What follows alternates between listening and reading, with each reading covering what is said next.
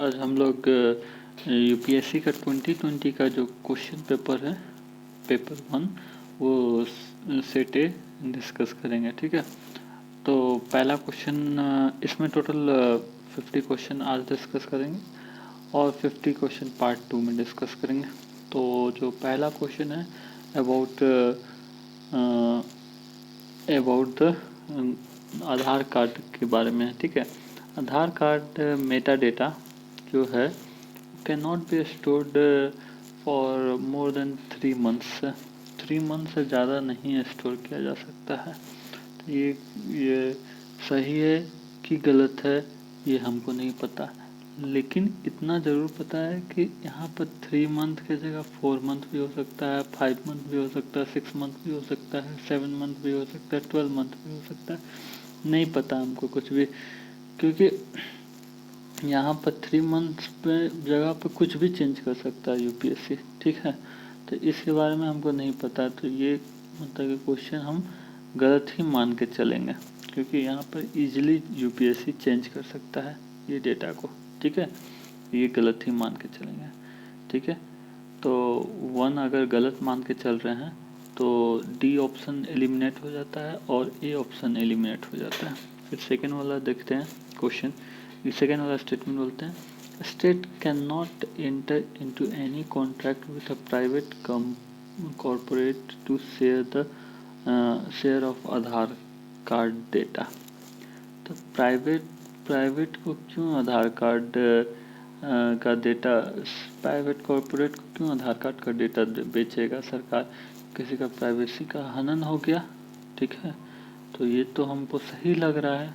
ठीक है, ये स्टेटमेंट सही लग रहा है, क्योंकि यहाँ पर देखो प्राइवेट कॉर्पोरेट को बेचेगा। मान लो कि हम ही प्राइवेट कॉर्पोरेट है, हमको तुम्हारा डाटा दे देगा स्टेट, मतलब यहाँ पे कंट्री। ठीक है, तो तुमको कैसा लगेगा? अच्छा लगेगा? नहीं अच्छा लगेगा। ठीक है, तो ये मतलब कि हमको सही लग रहा है statement.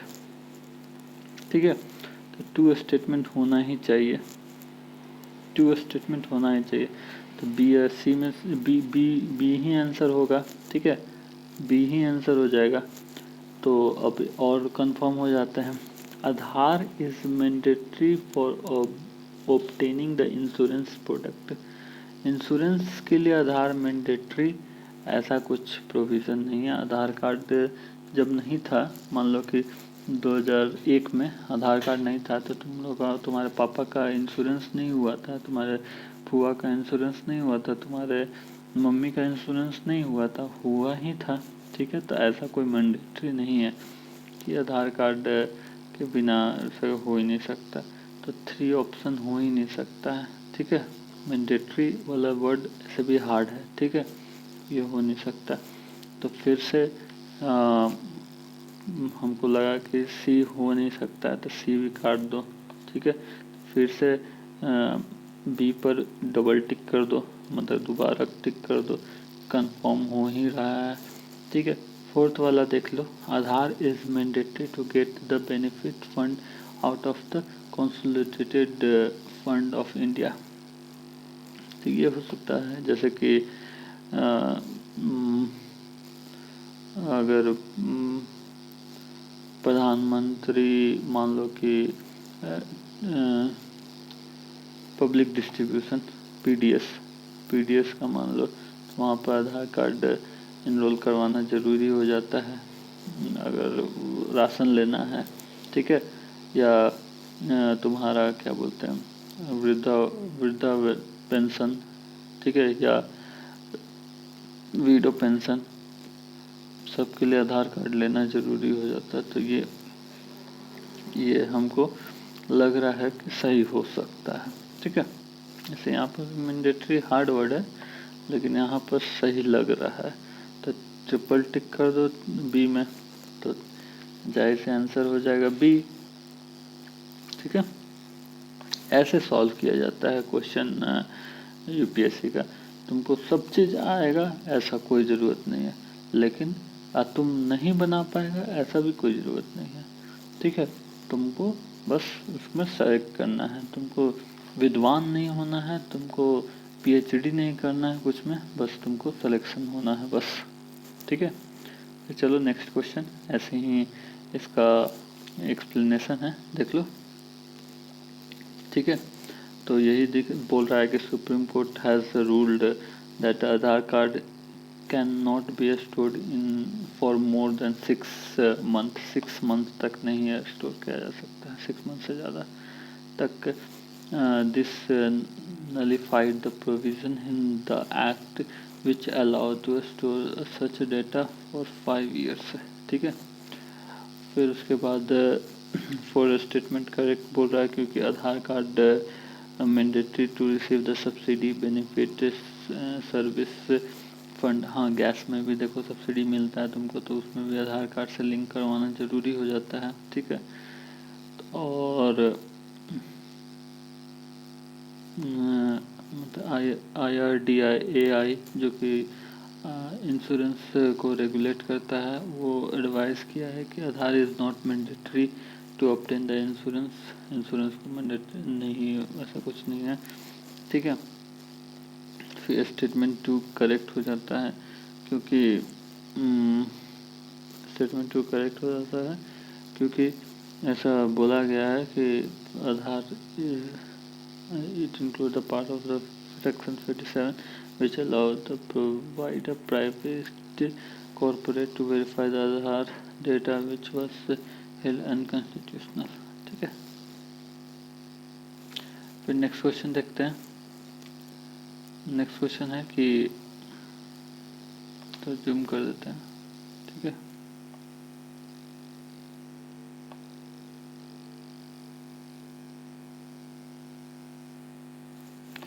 Rajya Sabha has a equal power, Rajya Sabha has a equal power with Lok Sabha in, तो जाहिर सी बात है, अगर ये तुमको आता है तो आता है, नहीं आता तो नहीं आता है, ठीक है। तो ये इसका आंसर हो जाएगा तुम्हारा पहला जो, in the matter of creating all India service.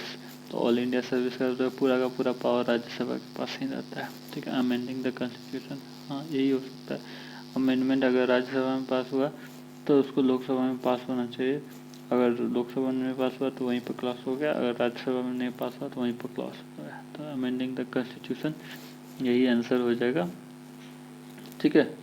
फिर रिमूवल ऑफ द गवर्नमेंट, ये लोकसभा में ही होता है कि रिमूव हो जाता है, राज्यसभा तो परमानेंट बॉडी है, permanent body making the cut motion, ये लोकसभा में पास होता है, ठीक है, कट मोशन, ठीक है। बी हो जाएगा answer.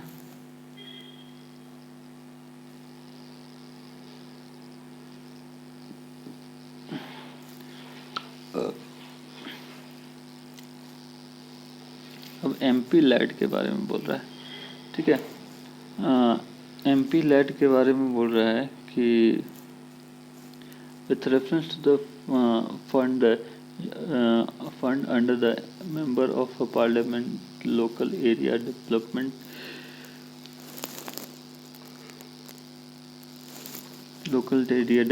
MP led, which of the following statement is correct? The MP led fund must be used to create durable assets like physical infrastructure for health and education। हाँ, यही तो करता है, ताकि देखिए फिजिकल स्ट्रक्चर और लोग वोट करें, ये तो सही होगा, ठीक है, ठीक है। फिर सेकंड बोल रहा है a specified portion of each MP fund must benefit the schedule caste and schedule tribe. ये तो होना ही चाहिए क्योंकि हमारे देश में इतना सारा रिजर्वेशन मिला हुआ है शेड्यूल कास्ट शेड्यूल ट्राइब को, तो कुछ ना कुछ तो इसमें भी रिजर्वेशन मिलेगा ताकि proper schedule caste schedule tribe का में ही फंड लगे, नहीं तो ऐसा कोई लगाई भी नहीं करेगा, ठीक है। तो ये तो हमको सही लग रहा है, तो 1 सही है, तो ये नहीं, बी आंसर हो नहीं सकता, ठीक है, बी आंसर को काट दो। और 2 भी सही है, ठीक है, तो अभी रखो 2 तो सब में या 1 में फिर, ठीक है। फिर बोल रहा है कि MP led fund are sanction on a yearly basis and unused fund can not be carried forward to the next year. नहीं, ये तो कैरीड फॉरवर्ड होता है नेक्स्ट ईयर, लेकिन अगर तुमको नहीं भी आता है तो अभी रुक जाओ, ठीक है। ये गलत है स्टेटमेंट, ठीक है।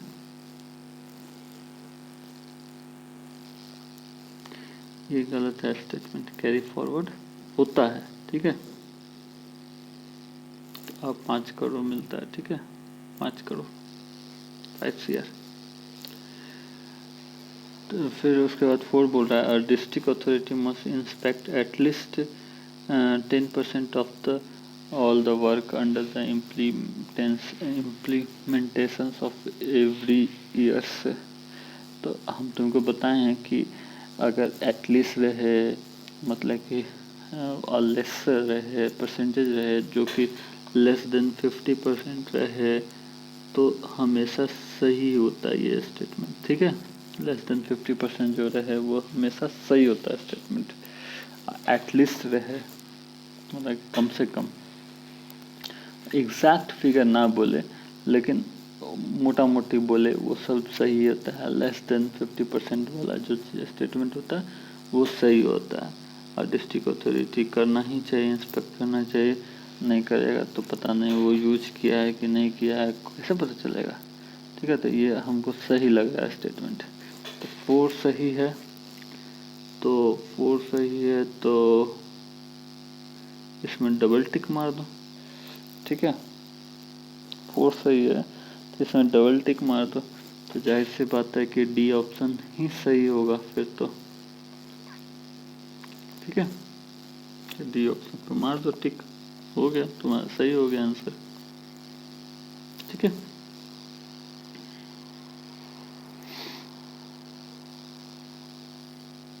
ये एक्सप्लेन किया है यहाँ पर, ठीक है, एमपी लैट के बारे में। अब नेक्स्ट क्वेश्चन देख लेते हैं। नेक्स्ट क्वेश्चन तो आता है तो आता है, नहीं आता तो नहीं आता है, ठीक है।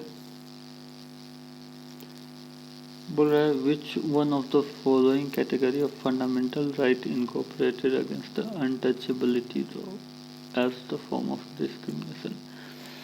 तो ऐसे इसका भी हम ट्रिक बता देते हैं तुमको कि कैसे तुमको याद रहेगा। तो अनटचेबिलिटी कौन से आर्टिकल में लिखा हुआ है, तो अनटचेबिलिटी हमारा 17 पर खतरा, तो खतरा हो गया तो छुएंगे नहीं, तो छुएंगे नहीं, खतरा को छुएंगे नहीं, तो अनटचेबिलिटी हो गया, ठीक है। तो 17 याद हो गया तुमको। अब ये याद रखना ई और एफ 2 लड़के थे, ठीक है, वो शोध किए, ठीक है। तो शोध किए तो पता चला कि एजुकेशन जो है बहुत ही ज़रूरी है, या शिक्षा बहुत ही ज़रूरी है। तो ई एंड एफ जो 2 लड़के थे, तो ई वाला को मतलब कि 5 याद रखना, इसमें 5 आर्टिकल आता है। ऐसे भी A B C D E 5वां नंबर पर आता है, ठीक है। तो 5 आर्टिकल होता है इसमें। एफ में एक घटा देना 4, ठीक है, एफ से 4 याद रखना, तो 4 आर्टिकल्स होता है, ठीक है। और शोध में मतलब कि देखो शोध का ये 2 टाइप का लग रहा है, ठीक है। तो शोध शोषण में याद रखना T2 आर्टिकल होता है। फिर धर्म, तो जहाँ 4 धर्म होता है, हिंदू मुस्लिम सिख ईसाई, ठीक है। तो 4 याद रखना आर्टिकल। एजुकेशन में याद रखना टोटल कितना, एजुकेशन के लिए 2 आर्टिकल, ठीक है। तो अब देखो 14, 15, 16 और 17, ठीक है।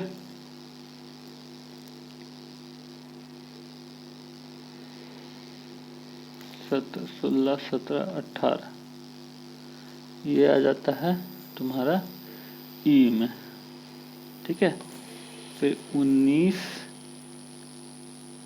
20, 21 और 22 ये आता है एफ में, ठीक है। फिर 23 और 24 आ जाता है तुम्हारा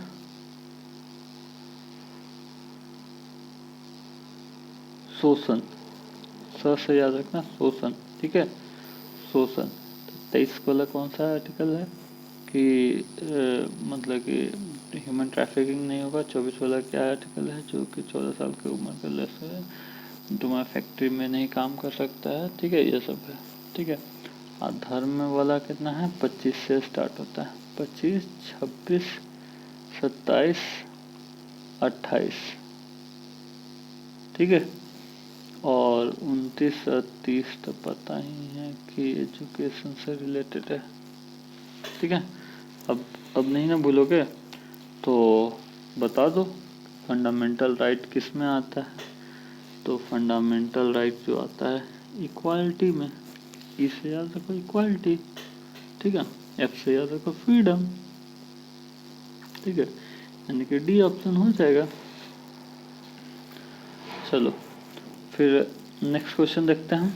नेक्स्ट क्वेश्चन है तुम्हारा कि in India separation of judiciary from the executive is enjoyed by the, तो ये तो आर्टिकल है 50, तो याद रखना 50-50, ठीक है, मतलब कि जुडिशियरी अलग है 50%, एग्जीक्यूटिव अलग है, यानी कि जूनियर इंजीनियर, याद रखना जूनियर इंजीनियर 50 आर्टिकल। तो 50 तुम्हारा आर्टिकल नंबर 36 से लेके 51 तक कौन से आर्टिकल में आता है, 51 तक तुम्हारा डीपीएसपी में आता है, डीपीएसपी, तो directive principle of state policy भी आंसर हो जाएगा, ठीक है।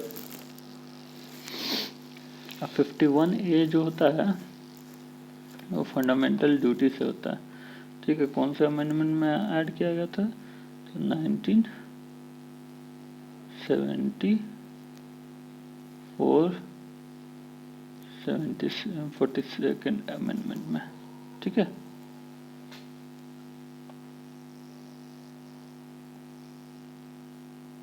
फिर चलो नेक्स्ट देखते हैं।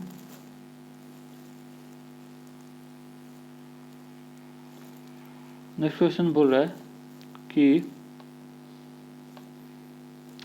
along with a budget the financial minister also place other document before the parliament, जो कि the micro economic framework statement जो इसको बोलते हैं, micro economic framework statement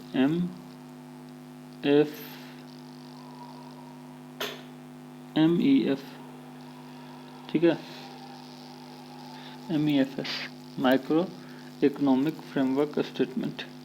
the aforesaid document is presented because this is mandatory by the, ये जो mandatory कहा जाता है ना, provision of fiscal responsibility and budget management act 2003 के द्वारा। तो 2003 वाला क्या है, तो FRBM जो एक्ट होता है, FRBM एक्ट 2003 जो कि फिस्कल डेफिसिट को मैनेज करता है, ठीक है। तो यही मैंडेटरी किया था कि माइक्रो इकोनॉमिक फ्रेमवर्क स्टेटमेंट भी बजट के अलोंग रिलीज करना है, ठीक है। इसका आंसर हो जाएगा डी। आता है तो आता है, नहीं आता तो नहीं आता, इसमें कुछ ट्रिक्स नहीं अप्लाई किया जा सकता है, ठीक है।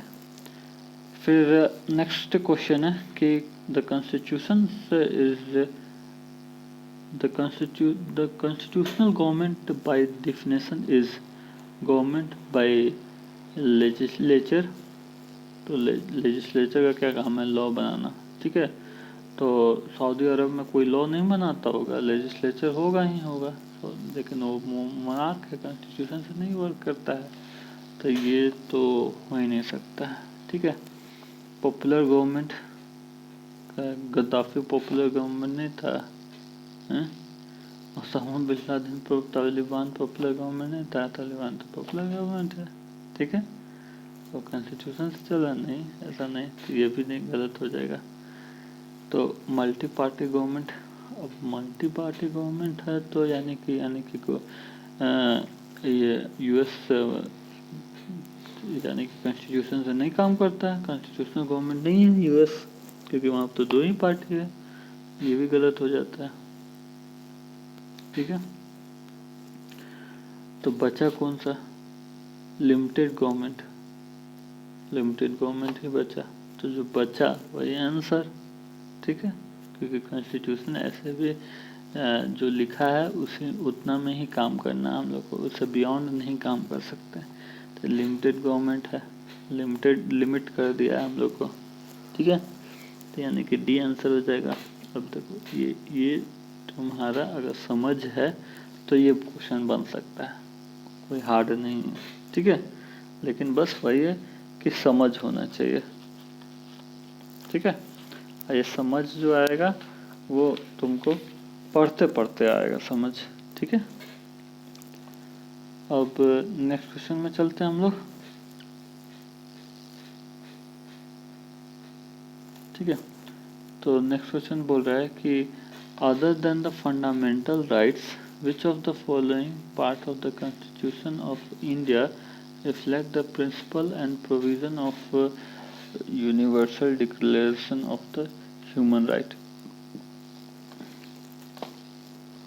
जो कि 1948 में साइन हुआ था।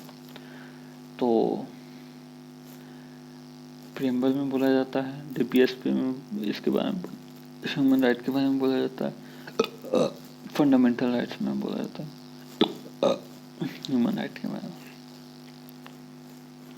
ठीक है, तो कहाँ पे बोला जाता है,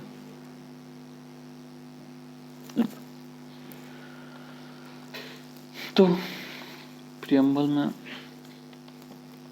क्या बोला जाता है कि इक्वल अपॉर्चुनिटी देना है, नो मतलब डिस्क्रिमिनेशन नहीं करना है।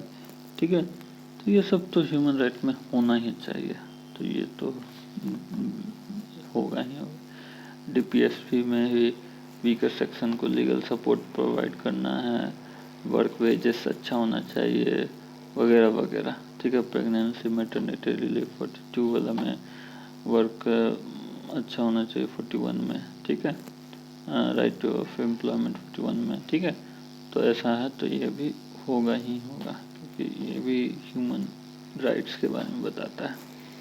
फंडामेंटल ड्यूटीज में भी होगा। ठीक है, साइंटिफिक टेम्पर होना चाहिए, तो ह्यूमन राइट्स यही सब तो होता है। ठीक है, तो ये भी होगा।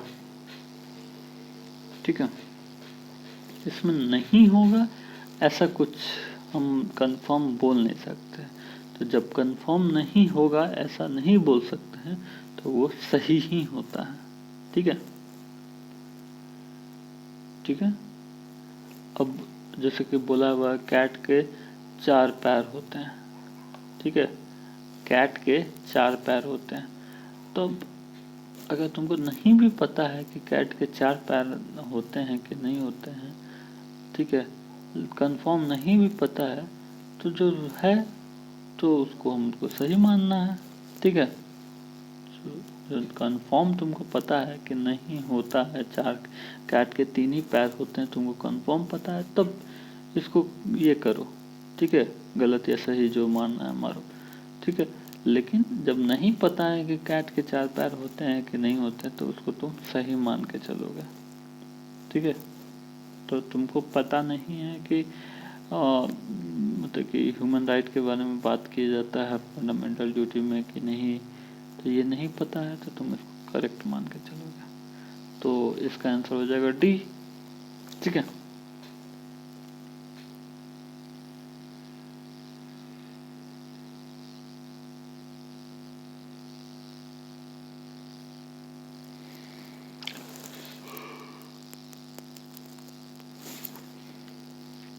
फिर नेक्स्ट क्वेश्चन देखेंगे, ट्रिक से सॉल्व करते हैं कि नहीं। ठीक है, कोशिश कर रहे हैं ट्रिक से सॉल्व करने का। ठीक है, तो बोल रहा है in India legal service authorities provide free legal service to which of the following type of citizen. ठीक है, तो किसको फ्री लीगल सर्विस प्रोवाइड करता है? ठीक है, फ्री लीगल सर्विस कौन से आर्टिकल में लिखा हुआ है? तो 39A में लिखा हुआ है। ठीक है, टीपीएसपी के अंतर्गत। तो person with an annual income less than 1 lakh, जब लेस देन 1 लाख है तो कितना भी हो सकता है। एनुअली 10,000 कमा सकता है, 20,000 कमा सकता है, 50,000 कमा सकता है, या 99,000 कमा सकता है। ठीक है, तो जाहिर सी बात है कि लेस देन 1 लाख बोला है तो ऐसा पर्सन को तो हेल्प करना ही चाहिए, तो करना चाहिए, तो इसको सही मान के चलेंगे अभी के लिए। ठीक है, ऑल सीनियर सिटीजन को गलत मान के चलेंगे, क्योंकि ऑल हो गया, एवरीवन हो गया, ये सब हमेशा गलत ही होता है। ठीक है, तो इससे कौन कौन सा ऑप्शन हम लोग एलिमिनेट कर सकते हैं? तो ऑप्शन हम लोग तुम्हारा ये डी को एलिमिनेट कर सकते हैं, और बी को एलिमिनेट कर सकते हैं, सी को भी एलिमिनेट कर सकते हैं क्योंकि 1 आंसर में होना चाहिए। ठीक है, सी को भी एलिमिनेट कर सकते हैं, तो एक टिक मार दो तुम्हारा इसमें। ठीक है, फिर बोल रहा है कि member of other backward class with annual income of less than 3 lakhs। तो ओबीसी जो लेस देन 3 lakhs है, और हम लोग का लोग उतना का मतलब कि 50% ओबीसी ये है इंडिया में सब, और सब 3 लाख रुपया अगर कमा रहा है तो उसको सबको देगा, तो ज़्यादातर तो 3 लाख के आसपास सैलरी ये रहता है सबका, सबको आ जाएगा, लीगल फ्री लीगल में आ जाएगा। ये हो नहीं सकता है लगभग, मतलब नेक्स्ट टू इम्पॉसिबल है। ठीक है, तो ऐसे अगर नहीं भी तुमको पता है तो इसको क्वेश्चन मार्क करके छोड़ दो। ठीक है, अगर पता रहेगा तो कंफर्म हो गया। ठीक है, और नहीं पता रहा तो फिर क्वेश्चन मार्क करके छोड़ दो, तो एक क्वेश्चन मार्क करके छोड़ दो। ठीक है, नहीं पता, एक टिक जिसमें लगा हुआ है उसको सही मान के चलो, क्योंकि बाकी सब तुम्हें तो टिक ही नहीं लगा हुआ है। ठीक है, एक टिक जिसमें लगा हुआ है वो तो कम से कम कंफर्म है। ठीक है, तो ए मार के चलो। ठीक है नहीं? ठीक है, तो ये भी ट्रिक से सॉल्व हो गया। उसके बाद नेक्स्ट क्वेश्चन देखते हैं, क्वेश्चन नंबर 10। क्वेश्चन नंबर 10 बोल रहा है कि देखो, एक तरफ इंटरनेशनल एग्रीमेंट दिया हुआ है और एक तरफ उसका सब्जेक्ट उसमें क्या हुआ था। तो इसमें क्या है कि ट्रिक से तुम्हारा सॉल्व होगा। ठीक है, ट्रिक से भी सॉल्व होगा, और थोड़ा बहुत नॉलेज भी चाहिए तुमको। देखो, हमेशा देखो याद रखो कि अगर 3 लाइन का स्टेटमेंट, मतलब 3 ऐसे रहेगा, अगर 4 वाला नहीं रहेगा स्टेटमेंट, अगर 3 ही स्टेटमेंट रहेगा तो उसमें याद रखना हमेशा या तो मतलब कि ऑड नंबर ही सही रहता है। ठीक है, या तो 1 सही होगा या तो 3 सही होगा। ठीक है, ऑड नंबर में ही सही होता है। ठीक है, लेकिन ये 4 है तो 4 है इवन नंबर वाला। ठीक है, तो अब इसमें इवन नंबर ही सही होगा। ठीक है, यानी कि ये बी वाला नहीं सही हो सकता है। ठीक है, और तुम्हारा डी वाला नहीं सही हो सकता है, ये दोनों पहले ही काट दो तुम। ठीक है, ये भी नहीं सही हो सकता है। ठीक है, तो या तो ए या तो सी में से कोई एक सही हो जाएगा। ठीक है, अब देख लेते हैं, तो यानी कि 1 वाला जो स्टेटमेंट है वो सही ही मान के चलो। ठीक है, कि Alma ATA declaration, Alma Ata declaration is related to the health care of the people. ये सही मान के चलो, ठीक है, ये सही है, ठीक है, ये सही मान के चलो। अब सेकेंड वाला स्टेटमेंट और अंडर टू कोलिजन जो है वो गलत मान के चलो, ठीक है, अंडर टू कोलिजन जो है वो गलत मान के चलो। तो अंडर टू कोलिजन गलत मान के चल रहे हैं तो ज़रूर ऊपर में से किसी से एक्सचेंज किया होगा, यानी कि ऊपर में से भी एगो ना एगो गलत होगा ही होगा, ठीक है। तो ऊपर में से कोई एक गलत होगा ही होगा, ठीक है।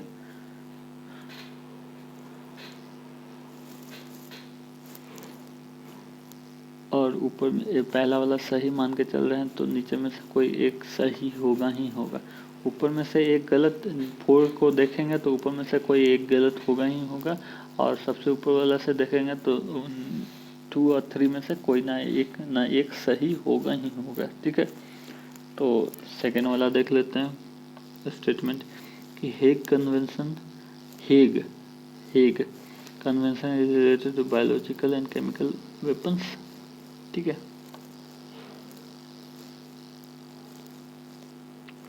एंड टालानोवा डायलॉग्स जो कि related to the global climate change, ठीक है। टालानोवा डायलॉग से तो तुमको याद आएगा कि टालानोवा डायलॉग तो क्लाइमेट चेंज के बारे में ही बताया गया है टालानोवा डायलॉग में, ठीक है। तो ये तुम्हारा सही होने का चांसेस ज़्यादा है। हेग कन्वेंशन में बायोलॉजिकल एंड केमिकल वेपन के बारे में बात किया है कि नहीं किया है ये तुमको पता होना चाहिए एग्जैक्टली, ठीक है। और नहीं पता है तो ये याद रखो कि हेग में इंटरनेशनल कोर्ट ऑफ जस्टिस है, ठीक है, इंटरनेशनल कोर्ट ऑफ जस्टिस है, ठीक है। तो जस्टिस तो बायोलॉजिकल केमिकल वेपन जस्टिस से ऐसा फिट नहीं बैठ रहा, ठीक है। जस्टिस तो हमेशा मतलब कि चाइल्ड राइट से रिलेटेड जस्टिस देना चाहिए। तो 2 का ज़्यादातर चांसेस हमको लग रहा है कि चाइल्ड राइट से रिलेटेड होगा, ठीक है।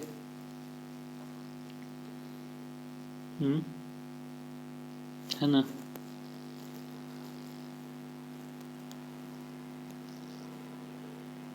तो 1 और 3 ज़्यादा चांसेस है कि सही होना चाहिए, ठीक है, क्योंकि 2 हमको लग रहा है चाइल्ड राइट से रिलेटेड है, तो ये हो नहीं सकता, तो इसको भी कट कर दो। तो सी पर ज़्यादा चांसेस लग रहा है तो सी आंसर मार दो, और सी आंसर सही भी है, ठीक है।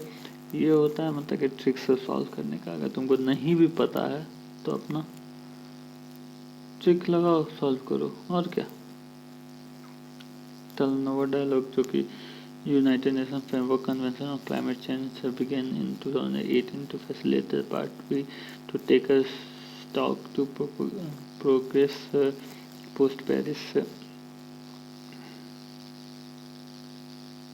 ठीक है। फिर उसके बाद Hague convention on civil aspects of international child abduction, child right से रिलेटेड है, ठीक है। और Alma Ata declaration is related to health for all in 1978 में साइन हुआ था, ठीक है। अंडर टू कोलिजन जो कि ग्रीन हाउस गैस को मतलब कि towards the net zero by 2050, ठीक है।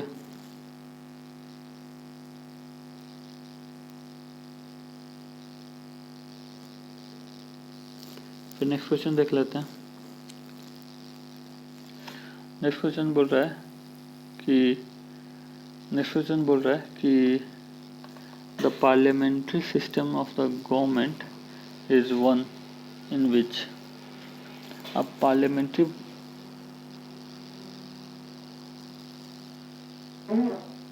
सिस्टम ऑफ गवर्नमेंट क्या होता है ये पूछ रहा है।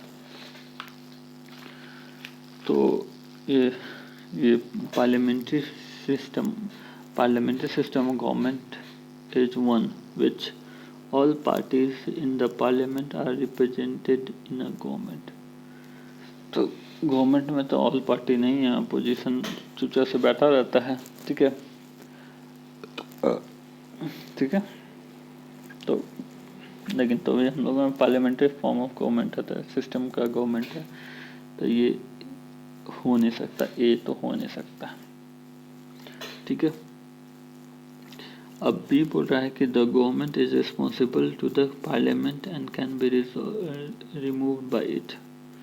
हाँ, जो गवर्नमेंट है वो रिस्पॉन्सिबल होता है पार्लियामेंट में, वहाँ से पार्लियामेंट में अगर नो कॉन्फिडेंस मोशन पास किया गया तो उसको रिमूव किया जा सकता, तो ये तो सही हमको लग रहा है।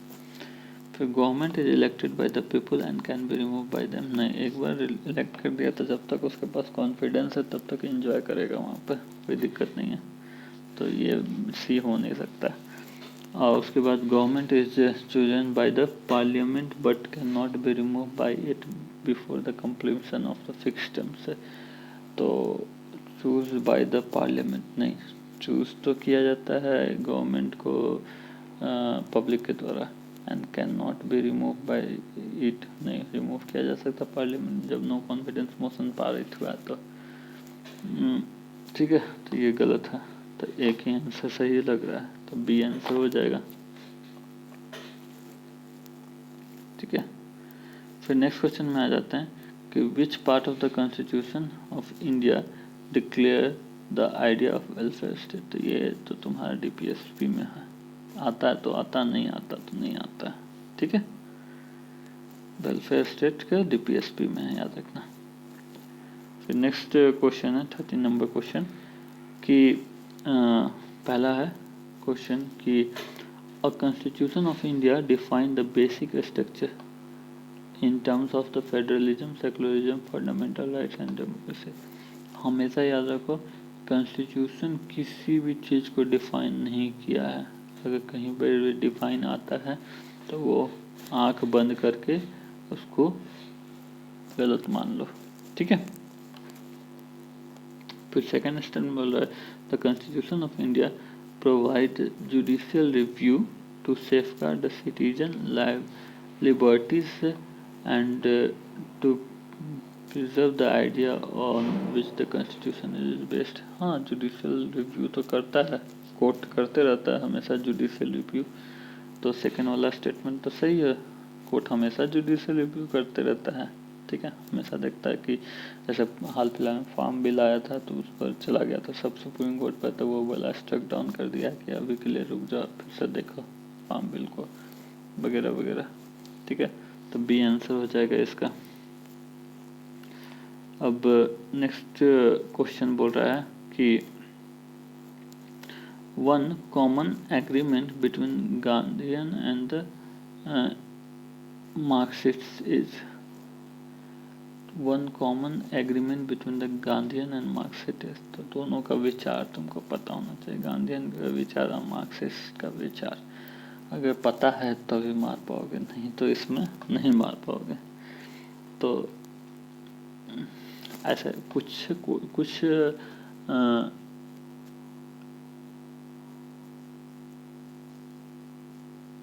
कुछ ऑप्शन को एलिमिनेट कर सकते हो ऐसे इसमें, ऐसे बहुत हार्ड क्वेश्चन होता है ना तो उसका ए ही आंसर सही होता है, ठीक है। अब बहुत इजी क्वेश्चन होता है ना उसका डी ऑप्शन सही होता है, याद रखना, ठीक है। बहुत हार्ड क्वेश्चन रहता है तो उसका ए आंसर सही होता है, बहुत इजी क्वेश्चन होता है और डी आंसर होता है। और सिंगल लाइनर में बता रहे हैं हम, सिंगल लाइनर वाला में, ठीक है। सिंगल लाइनर मतलब कि ऐसा क्वेश्चन जैसे 14 नंबर क्वेश्चन है ना कि क्वेश्चन देके फिर ऑप्शन से आंसर सही करना है, तो सिंगल लाइनर क्वेश्चन इसको बोलते हैं। तो ये दोनों में गांधीयन का विचार और मार्क्सिस्ट का विचार दोनों को पता होना चाहिए, तभी इसमें सही कर सकते हो, यानी कि ये थोड़ा हार्ड है तो इसमें आंसर ए होना का चांसेस बहुत ज़्यादा हो जाता है, ठीक है। तो डी से स्टार्ट करते हैं, economic determinism. Economic determinism, evolution of private property, class struggle, final goal of stateless society. तो बहुत हार्ड क्वेश्चन है, ठीक है। तो ए मार के छोड़ दो, अगर तुमको रिक्स लेना है तो ए मार के छोड़ दो, आना है तो तुमको ये क्वेश्चन ही छोड़ दो, ठीक है। तो ये गांधीयन और मार्क्सिस्ट में कॉमन एग्रीमेंट यही था कि the final goal of stateless society, ठीक है। ए आंसर हो जाएगा। अब नेक्स्ट क्वेश्चन देखते हैं, ठीक है। नेक्स्ट क्वेश्चन बोल रहा है कि in context of the India which one of the following is the characteristics appropriate bureaucracy. तो ब्यूरोक्रेसी का क्या काम होता है, मतलब आप जब बनेंगे IAS IPS तो आपका क्या काम रहेगा। The agency for widening the scope of parliamentary democracy. Parliamentary democracy का वाइडनिंग करना ऐसा कुछ नहीं है, ठीक है, क्योंकि अंग्रेज के ज़माने में भी ब्यूरोक्रेसी था, ठीक है। तो ऐसा कुछ नहीं है। फिर उसके बाद ये इजी क्वेश्चन में आ जाता है, ठीक है। An agency of strengthening the strength of the federalism तो ऐसे भी स्ट्रेंथ हो सकता है, ब्यूरोक्रेसी नहीं भी रहेगा तो भी। The agency for facilitating the political stability and economic growth. Political stability तब होगा जब तुम्हारा बहुमत में सरकार रहेगा। तो ये तो ब्यूरोक्रेसी, तो अगर बहुमत में सरकार नहीं रहेगा तो ब्यूरोक्रेसी रहे या ना रहे कोई फर्क नहीं पड़ता, वो सरकार गिरेगा ही गिरेगा। As agency for implementation of public policy, हम पब्लिक जो भी लॉ पारित हुआ उसको पॉलिसी को इम्प्लीमेंट ही करवाना हमारा काम रहेगा, ठीक है। ब्यूरोक्रेसी का यही काम ही है, ठीक है। तो डी ऑप्शन हो जाएगा। फिर नेक्स्ट क्वेश्चन है तुम्हारा कि the preamble of the constitution of India. Preamble से रिलेटेड है, ये इजी वाला क्वेश्चन में डाल सकते हैं क्योंकि प्रीएम्बल ही सबसे पहले पढ़ते हैं हम लोग, ठीक है। तो इसका इजी है तो यानी कि आंसर ज़्यादातर चांसेस है ए नहीं होगा, डी होगा, ठीक है।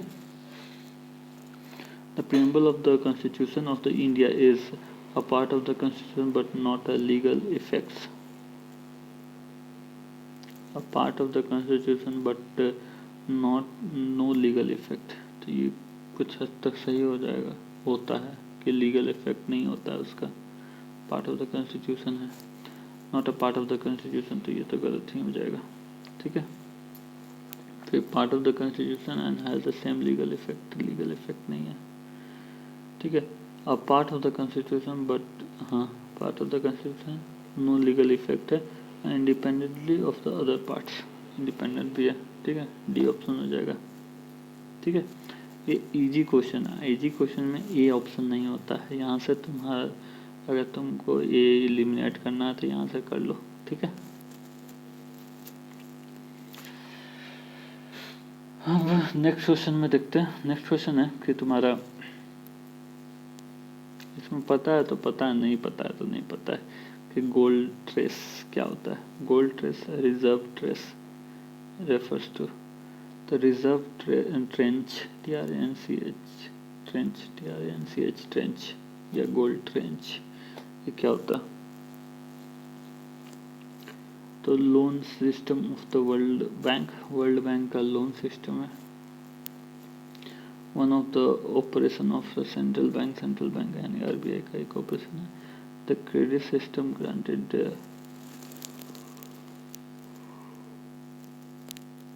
World Trade Organization to its member, या credit system granted by the IMF to its member.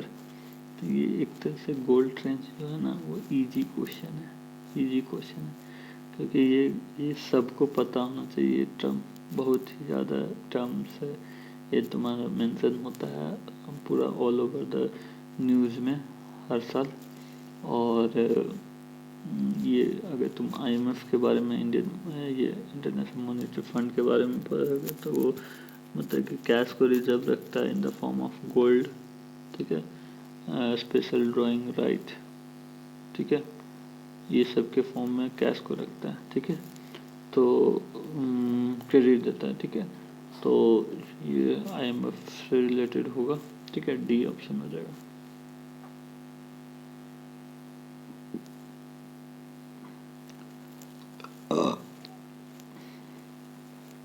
फिर नेक्स्ट क्वेश्चन देखते हैं, क्वेश्चन नंबर 18। तो 18 बोल रहा है with reference to the provision contain in part 4 of the constitution of India which of the following statement. Part 4 में पहले क्या है ये याद रखो। तो यू कैन फ्लाई डायरेक्टली, तो फंडामेंटल राइट नहीं है ये, 1 2 3 4 यानी कि DPSP है part, fly directly from, you can fly directly from, ठीक है।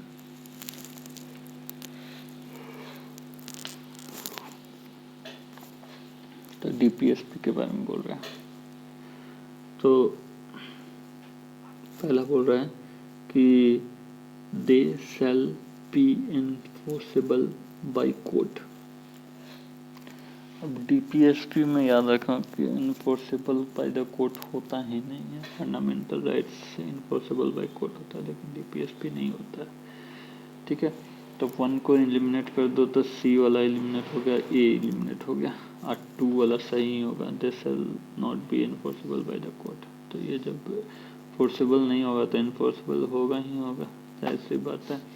फिर बोल रहा है the principle laid down by this part are to influence the making of laws by the state। हाँ, इन्फ्लुएंस करता है, ठीक है, डी ऑप्शन हो जाएगा, ठीक है।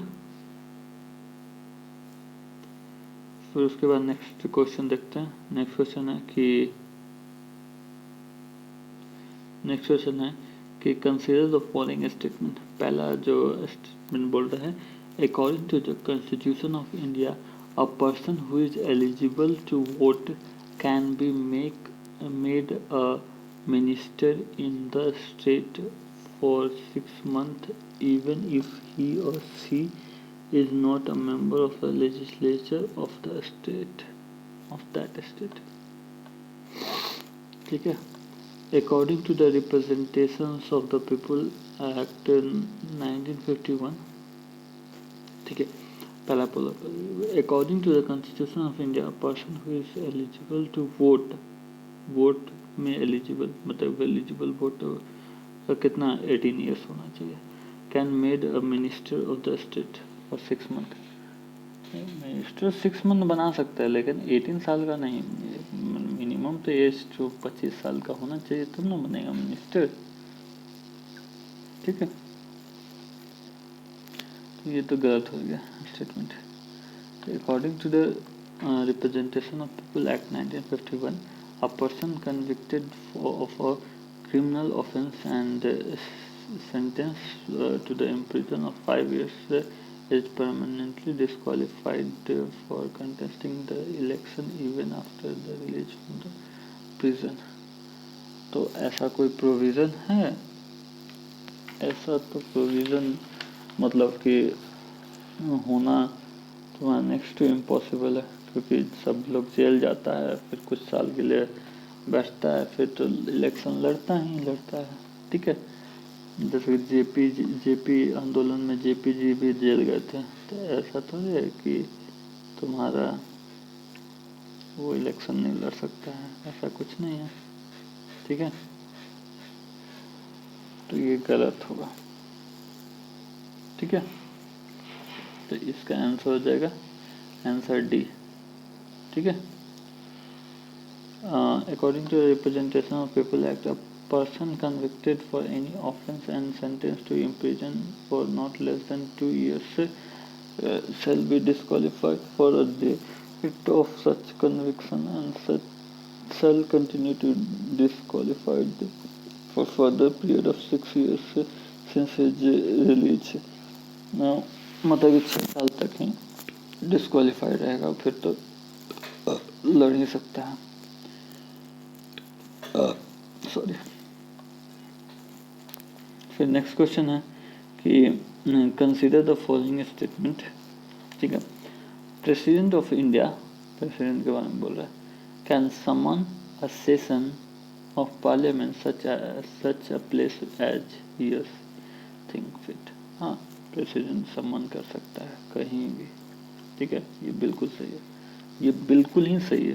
President of India can summon a session of parliament at such place as he और शी थिंक फिट। हाँ, ऐसे भी सेशन को सबको पता है कि प्रेसिडेंट ही समन करता है, कहीं भी कर सकता है, ये भी सही है। ठीक है, तो 1 सही होगा, तो 1 सही होगा, तो इसको हटा दो और डी को हटा दो। ठीक है, यानी कि ए और सी में से कोई होगा। ठीक है, फिर उसके बाद बोल रहा है the constitution of India provide for 3 session of parliament in a year but it is not mandatory to conduct all the 3 session.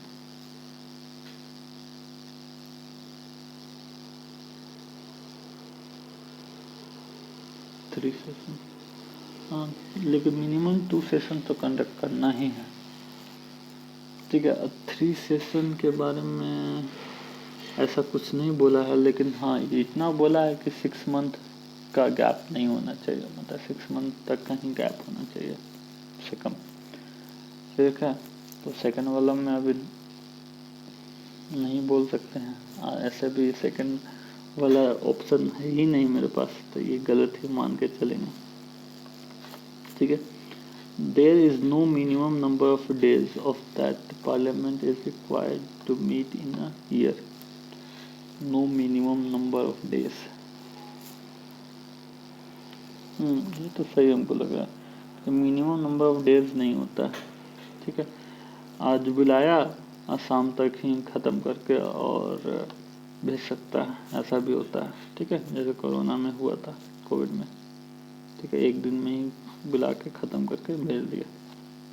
ठीक है, तो 3 आंसर होता है, तो आंसर हो जाएगा सी।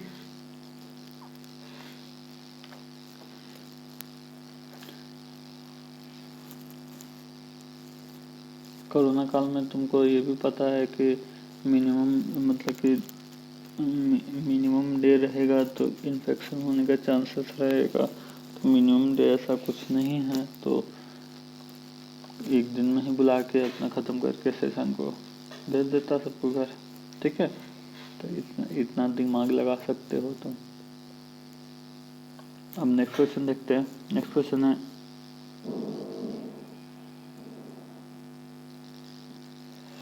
है कि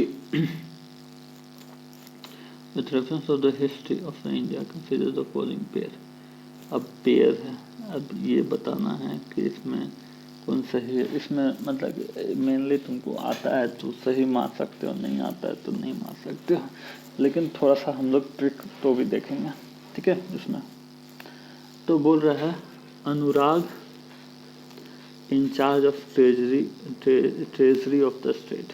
ठीक है, बनियान, बनिया मतलब कि बनियान को बनियान मान के चलो। ठीक है, बनिया Indian agent of the East India company. Agent हो सकता है क्योंकि बनिया का काम होता है एक सामान, इधर सामान से उधर सामान करना। ठीक है, बेचना लेना देना। एजेंट हो सकता है क्योंकि व्यापार से रिलेटेड है, ईस्ट इंडिया कंपनी का काम ही था व्यापार करना। ठीक है, तो ये सही मान के चल सकते हैं। ठीक है, और मिरासीदार, मिरासीदार डेजिग्नेटेड रेवेन्यू। ठीक है, डेजिग्नेटेड रेवेन्यू, तो 2 आंसर होगा ही होगा हमारे ऑप्शन में। ठीक है, 2 आंसर होगा ही होगा हमारे ऑप्शन में। ठीक है,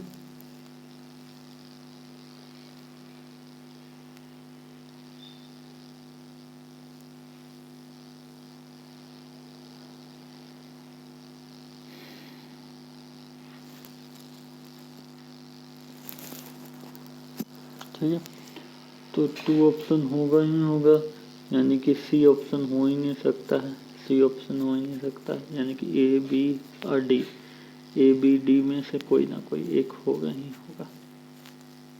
ठीक है,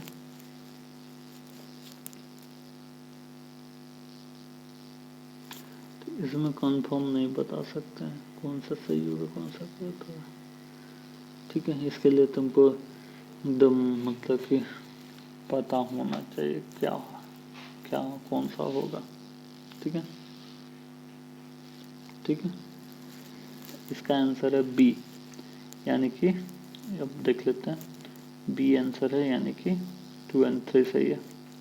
तो बनिया जो होता है Indian agents of the East India company, और मीर सिदार होता है designated revenue payer of the state. Aurang जो होता है was a Persian terms for a warehouse, a place where the goods are collected before being sold, मतलब कि it refer as a workshop. Aurang warehouse है एक तरह से, औरंग, ठीक है, वेयर हाउस है, a place where the goods are be collected before being sold। ठीक है, अब बनियास were the agents of the company। अब बनिया is a person by whom the English gentleman is general conducts all their business। He is the interpreter, head bookkeeper, head secretary, head broker, supplies of cash and cash keepers as in general, also a secret keeper। They might appear to have become their master servant, merely managing their trades for them, but the reality was often less that the master and servant than of a trading partnership। ठीक है, और mir mir mirasdar mirasdar and Urdu word hereditary landlord. Mirasdar landlord, corporators a person miras is inheritance estates।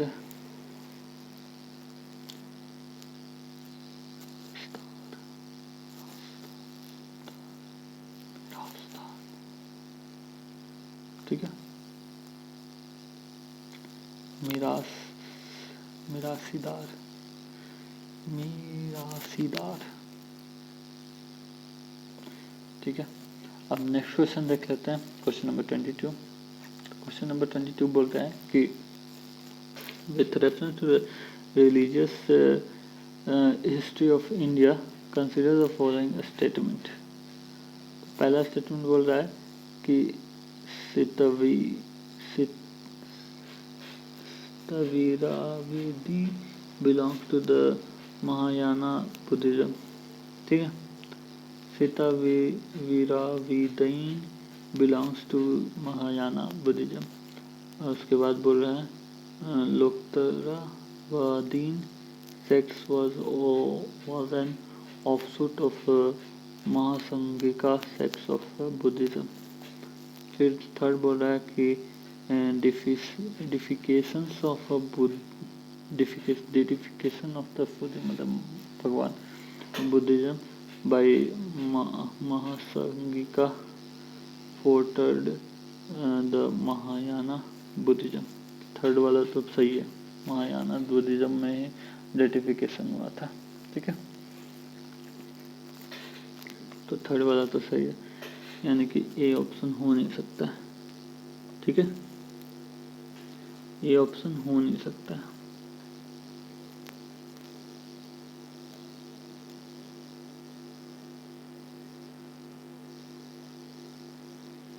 तो अब 33% chance है, 33.3% chance है कि अब तुम मार लो। ठीक है,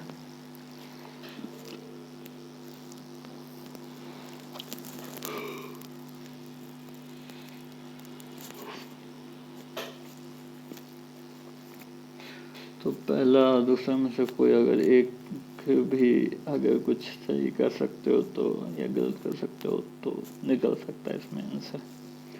तो पहला वाला देखो, सीता वीरावादिनी,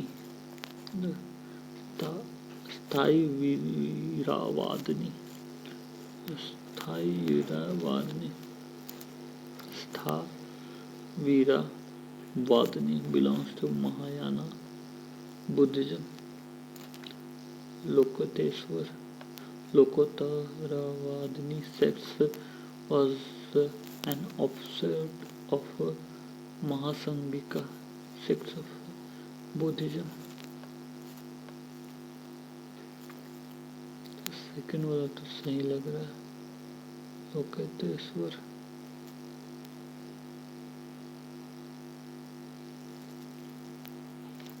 सेकंड वाला तो सही लग रहा है हमको।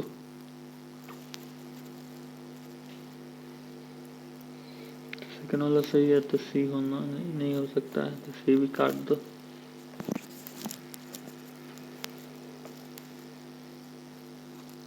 फर्स्ट वाला सतवीरावादिनी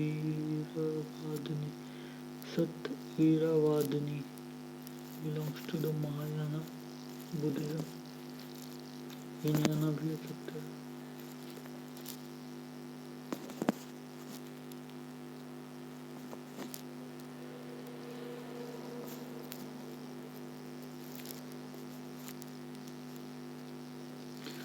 तो इसमें तुम्हारे को पता होना चाहिए तभी हो सकता है, ठीक है। तो ऐसे इसका आंसर बी है। The Buddhism is a major divides into Mahayana and Hinayana sects. Hinayana sects, ठीक है। हीनयाना जो होता है वो also called as Theravadis, Theravadins, ठीक है। हीनयाना को Theravadins बोलते हैं, ठीक है।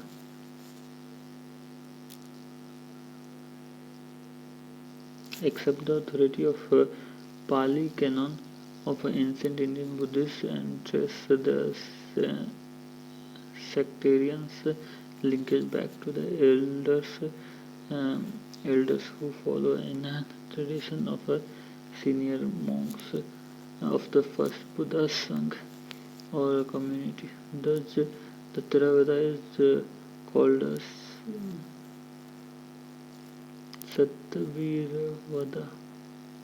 सतवीरावदा, ठीक है। सतवीरा और पाली तेरास।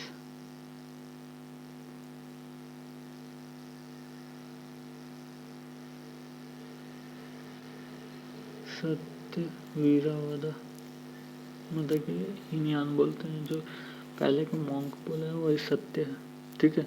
They don't belong to the Mahayana Buddhism. Answer statement 1 is not correct.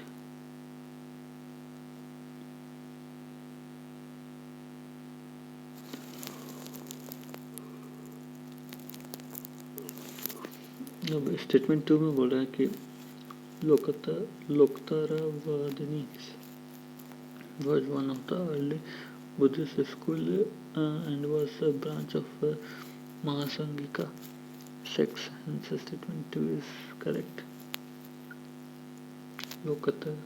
लोकतारावादिनी,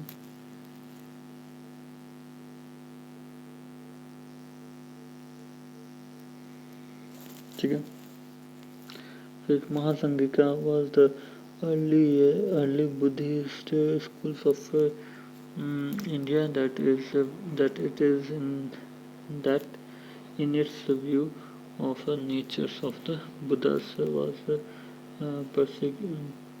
precursor of the Mahayana traditions.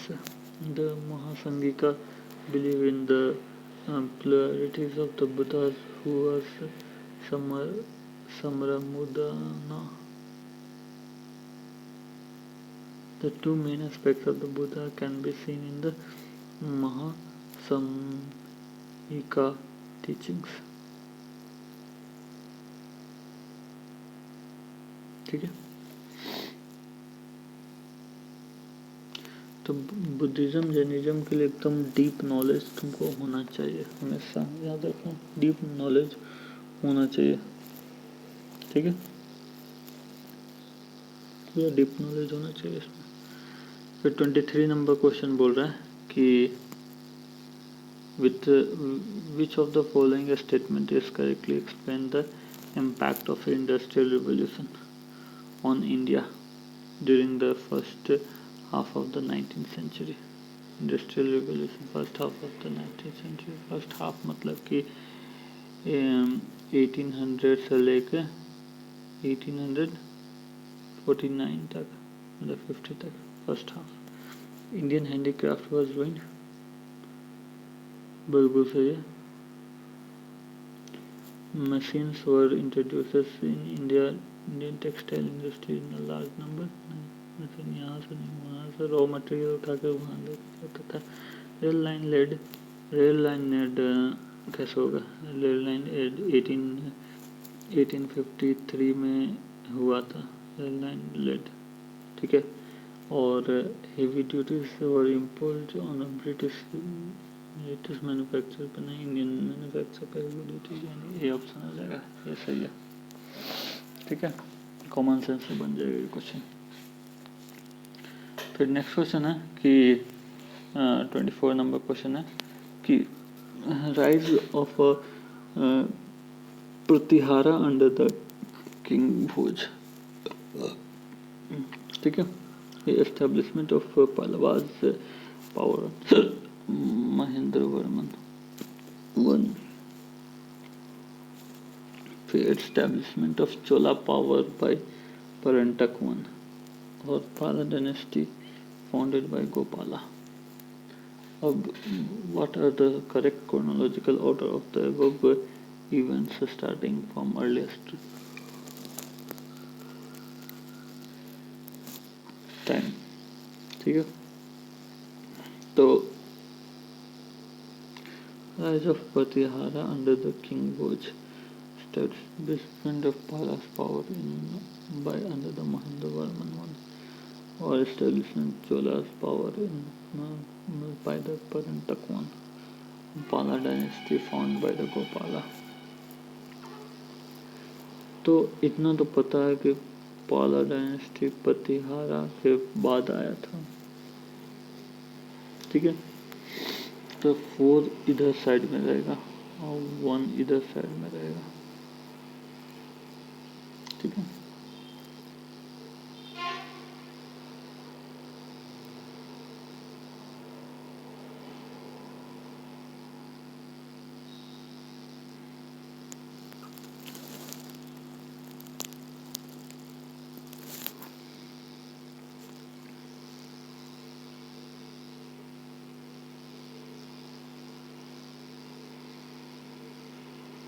तो इसमें तुमको पता होना चाहिए। तो पहला जो होता था इस्टेब्लिशमेंट ऑफ पाला power under the Mahendra Varman, फिर पाला के बाद ही आया था चोलास, ठीक है।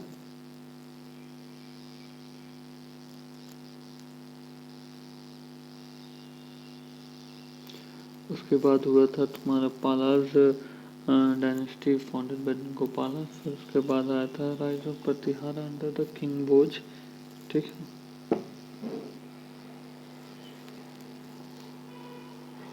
फिर उसके बाद थर्ड हुआ था establishment of Chola's power in Parantaka one.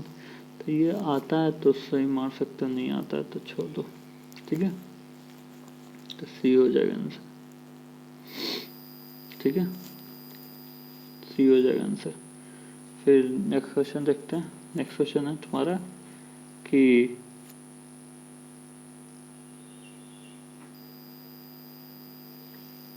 गुजर प्रतिहारा जो कि मिड ऑफ 8 to 11 सेंचुरी में आया था, ठीक है। भोज 1836 से लेकर 1885 तक था। फिर पालाज तुम्हारा 600 से 630, फिर गोपाला 750 से लेकर 770 तक। परंतु चोलास जो 907 से लेकर 955 तक था। फिर लास्ट क्वेश्चन देखते हैं, 25 क्वेश्चन रखेंगे इसमें, ठीक है। तो लास्ट क्वेश्चन देखते हैं कि विच of the following phrases define the nature of hundi, generally referred to in a source of post Harsha period. अब हुंडी क्या होता है? तो हुंडी क्या होता है कि an advisory issued by the king to his subordinates, a daily a dairy to be maintained by for the daily accounts, a bill of exchange। तो ये सी ही आंसर है, बिल ऑफ एक्सचेंज होता था हुंडी। ये तुम्हारा मुगल टाइम से भी यूज किया जाता था, ठीक है, मुगल टाइम से भी पहले का यूज किया जाता था। जब कुषाण सब था ना, तो हर्षवर्धन कुषाण ये सब था ना, तब इसे यूज किया जाता था, हुंडी बिल ऑफ एक्सचेंज था, ठीक है। तो सी आंसर हो जाएगा, ठीक है। Please like subscribe share the video, thank you.